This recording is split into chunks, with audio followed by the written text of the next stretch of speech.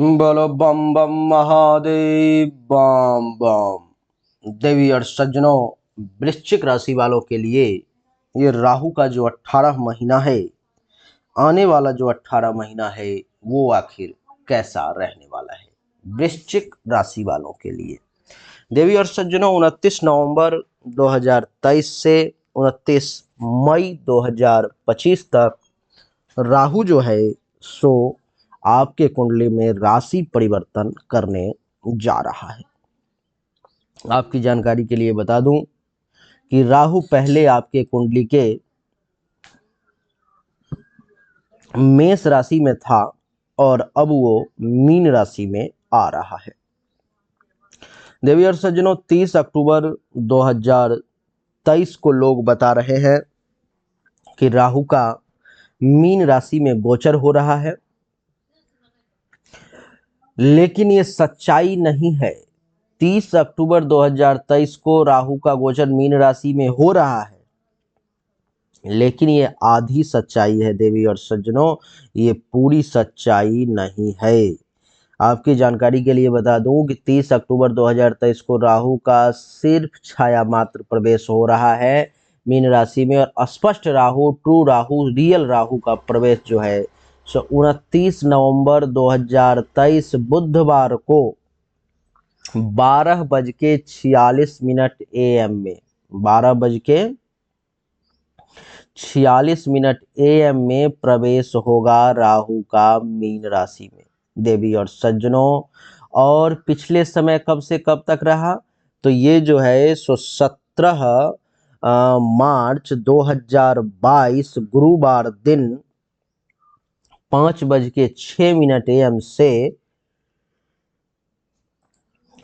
29 नवंबर 2023 बुधवार 12:46 AM तक रहेगा। ये 18 महीना राहु में मेष राशि में, उसके बाद अब 29 नवंबर से मीन राशि में।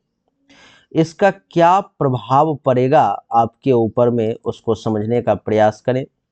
सबसे पहले मैं आपको बताता हूं कि पिछले 18 महीने में छठे भाव में बैठा हुआ राहु ने आपके साथ क्या गुल खिलाया, क्या अच्छा अथवा क्या बुरा किया।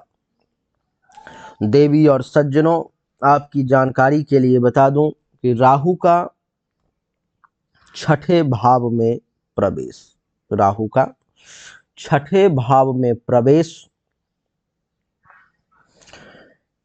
आपके लिए पिछले 18 महीना बहुत ही बुरा, बहुत ही घातक सिद्ध हुआ। और छठे भाव में प्रवेश के कारण आपने अनुभव किया होगा कि पिछले 18 महीने में शत्रु ने आपको, दुश्मन ने आपको बहुत डैमेज किया होगा। दुश्मन ने आपको हर मामले में परेशान करने का प्रयास किया होगा। जिस किसी भी व्यक्ति से आपकी दुश्मनी नहीं थी, आपने जिस जिस की मदद की थी, वो लोग भी आपके विरोध में आने लग गए। 17 मार्च 2022 से 29 नवंबर 2023 के बीच में आपने 17 मार्च 2022 के बाद ये जो मैं बता रहा हूं अनुभव करना शुरू कर दिया होगा। तो नए नए दुश्मन बनने लग गए। जिस जिसकी आपने मदद की उसमें से भी बहुत सारे लोग आपके दुश्मन बनने लग गए, आपसे दुश्मनी करने लग गए। देवी और सज्जनों, इतना ही नहीं, पिछले 18 महीने में चिंता ने आपको घेर करके रखा। आप बहुत ज़्यादा चिंतित भी रहे। 17 मार्च 2022 के बाद जो अभी भी है, हमेशा चिंता में रहते हैं, हमेशा कुछ न कुछ सोचते रहते हैं, हमेशा किसी न किसी परेशानी, किसी न किसी उलझनों के बारे में सोचते रहते हैं। आपकी जानकारी के लिए बता दूं कि पिछले 18 महीने में बीमारी ने भी आपको कम परेशान नहीं किया। हेल्थ वाइज इशूज भी आपको बहुत हुए, तबीयत वगैरह भी आपकी जो है सो खराब हुई। पेट से संबंधित परेशानी भी आपने बहुत अनुभव किया होगा। आपने देखा होगा कभी पेट में दर्द, कभी पेट से संबंधित परेशानी, कभी पेट का खराबी, कभी कॉन्स्टिपेशन यानी कि कब्ज इत्यादि। पेट जो है सो सभी बीमारियों का जड़ है देवी और सज्जनों। तो पेट से संबंधित परेशानी कुछ न कुछ जो है सो निश्चित तौर पर में आपको होती ही होती रही होगी। आपने 17 मार्च 2022 के बाद ये अनुभव करना शुरू कर दिया होगा। ये जो छठा भाव है देवी और सज्जनों, ये आपके लिए कर्ज का भी है। तो इस समय में कर्ज भी आपको परेशान किया होगा। हो सकता है आप में से जिसकी कुंडली बहुत स्ट्रांग हो उसको नहीं, नहीं तो लगभग ज़्यादातर लोगों को जो कि वृश्चिक राशि के हैं उनको कर्ज लेना ही पड़ गया होगा 17 मार्च 2022 के बाद। और जिसने भी कर्ज लिया उसको उसको राहु ने बहुत परेशान किया होगा, बहुत तबाह किया होगा। कर्ज लेना ही पड़ गया होगा। राहु ने ज़्यादातर वृश्चिक राशि वाले लोगों को कर्ज लेने के लिए विवश कर दिया होगा। आपकी जानकारी के लिए बता दूं कि आपके ऊपर में कुछ लोग राहु के छठे भाव में बैठने के कारण 17 मार्च 2022 के बाद से एलिगेशन पर एलिगेशन, आरोप पर आरोप लगाने की कोशिश कर रहे होंगे। उनकी ये इच्छा होगी किसी न किसी कारणवश कैसे भी करके आपके ऊपर में आरोप लगाया जाए, एलिगेशन लगाए जाए, आपको बदनाम किया जाए। आपको बदनाम करने की साजिशें भी खूब रची गई होंगी पिछले 18 महीना में। तो अभी 1-2 महीना बचा हुआ है, तो 16-17 महीने में आपने ये देखा होगा देवी और सज्जनों कि आपका मन भी किसी न किसी कारण से पिछले 16-17 महीने में दुखी रह रहा होगा। और आपके ऊपर में वैसे तो पिछले 18 महीने में केस मुकदमा का भी योग था जो 17 मार्च 2022 के बाद से शुरू हुआ है। तो जिसको केस मुकदमा हुआ है, जो लोग केस मुकदमा से परेशान हैं उनको मुक्ति मिलेगी बहुत जल्द। बताता हूँ कब कैसे। देवी और सज्जनों, यहाँ से राहु की पंचम दृष्टि 1 2 3 4 5 इस भाव पे पड़ेगी, दसम भाव पर में। और दसम भाव पर में जब पंचम दृष्टि पड़ रही है तो आपने अनुभव किया होगा कि पिता की संपत्ति, पिता का धन, पिता को लेकर के पिछले 18 महीने में आपको विशेष परेशानी का सामना करना पड़ा होगा। पिता पिता तुल्य लोगों से भी संबंध में खराबी आई होगी, परेशानी आई होगी। जो काम धंधा आपका था, कारोबार था, जिस हिसाब से चलना चाहिए उस हिसाब से वो नहीं चल पा रहा होगा। देवी और सज्जनों, आपकी जानकारी के लिए बता दूं कि आपके पद, प्रभुता, अधिकार, प्रतिष्ठा, ये सब जो है आपको सो इस समय में कमी का एहसास करवाता होगा राहु। कि पोजीशन में भी डमाडोल की स्थिति पिछले 18 महीने से होगी। डर होगा, कुछ न कुछ परेशानी आती होगी जिस पद पर में आप होंगे। जो काम धंधा आप कर रहे होंगे कुछ न कुछ उतार चढ़ाव की स्थिति चल ही रही होगी। अधिकार प्राप्ति में भी परेशानी और सरकार से लाभ मिलने में भी परेशानी का योग। इतना आसानी से आपको सरकार से भी लाभ नहीं मिल पा रहा होगा। राहु की सप्तम दृष्टि यहाँ से द्वादश भाव पर में, तो आपने अनुभव किया होगा कि राहु ने पिछले 18 महीने में खर्च आपको खूब करवाया होगा। नींद में भी परेशानी दी होगी राहु ने। धन के हानि का भी योग बना रहा था राहु। अस्पताल का खर्चा भी जो है सो आपको राहु एक्टिवेट किए हुए था। आपका पैसा दवा में भी जा रहा था। आंख से संबंधित भी किसी प्रकार की परेशानी का योग था जो राहु आपको दे दिया होगा अथवा देने की कोशिश कर सकता है। राहु की नवम दृष्टि जो है सो द्वितीय भाव पर में है। तो आपने अनुभव किया होगा कि पिछले 18 महीनों में 17 मार्च के बाद आप जो पैसा जमा करना चाह रहे होंगे, आपकी जो इच्छा होगी कि किसी भी प्रकार से कैसे भी करके पैसा को जमा कर दे, वो जमा आपसे नहीं हो पा रहा होगा। धन धान्य संपत्ति यानी कि जमा पूंजी की जहां तक बात है वो आप नहीं कर पा रहे होंगे, वो मुश्किल है।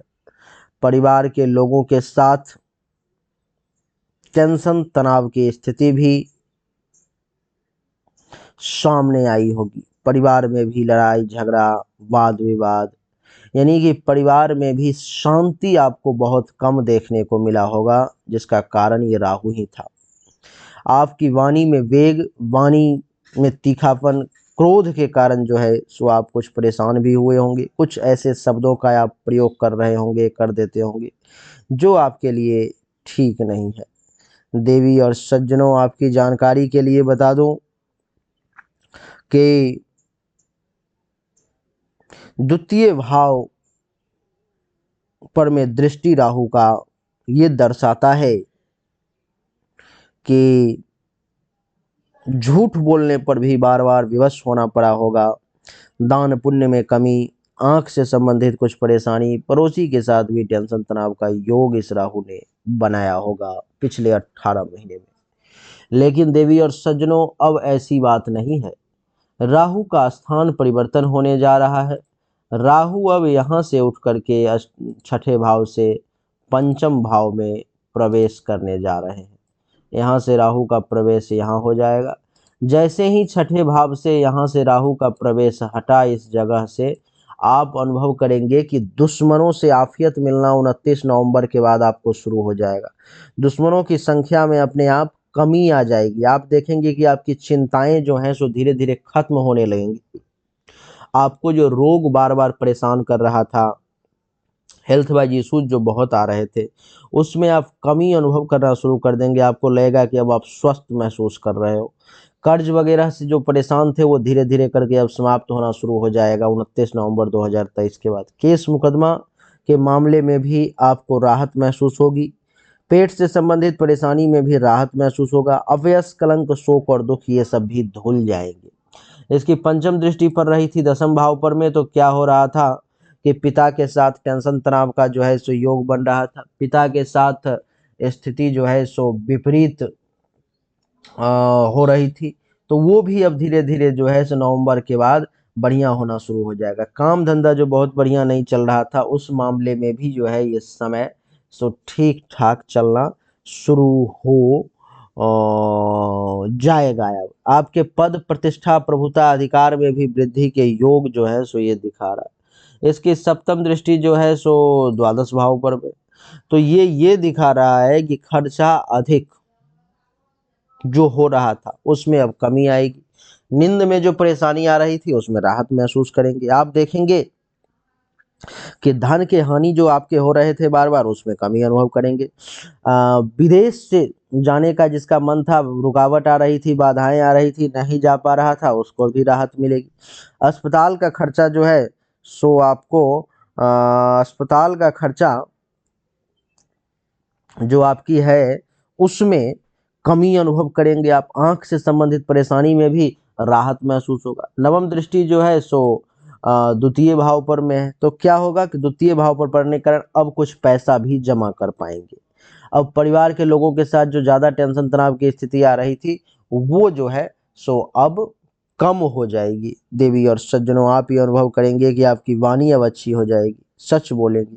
पड़ोसी से भी संबंध जो है मिला जुला करके ठीक ठाक ही बना रहे। यानी कि राहु जिस जिस मामले में परेशान कर रहा था, छठे भाव, 10वें भाव, द्वादश भाव और द्वितीय भाव के मामले में, उस मामले में अब राहु आपको परेशान नहीं करेगा। उस मामले में जो राहु है अब आपके साथ बढ़िया रिजल्ट देने का प्रयास करेगा। लेकिन राहु जब उठ के यहाँ से यहाँ आया तो कुछ मामले में आपको परेशान भी करेगा, क्योंकि सदा सुख नहीं होता, हमेशा अच्छा ही समय नहीं होता।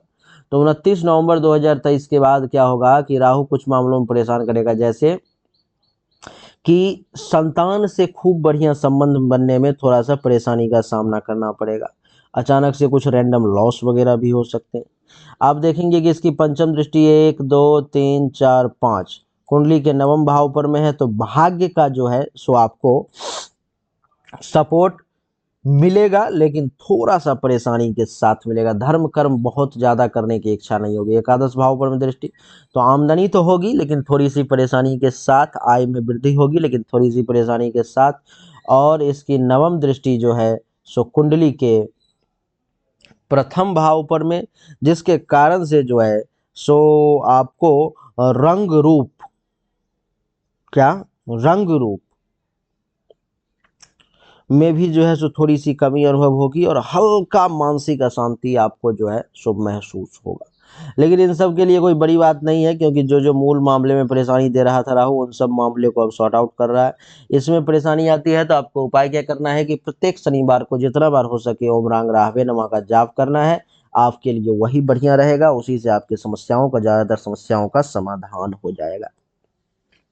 तो देवी और सज्जनों, यही थी राहु के 18 महीने वृश्चिक राशि वालों के लिए 29 नवंबर 2023 से 29/5/2025 तक। दिवाली के बाद जो है सो वक्त बदलने का समय है, और जितनी भी परेशानी है आप अनुभव करेंगे कि उन सब में 80 से 90% परेशानी आपकी सॉर्ट आउट हो गई है। उम्मीद करता हूं कि आपको हमारा वीडियो पसंद आया होगा, अच्छा लगा होगा।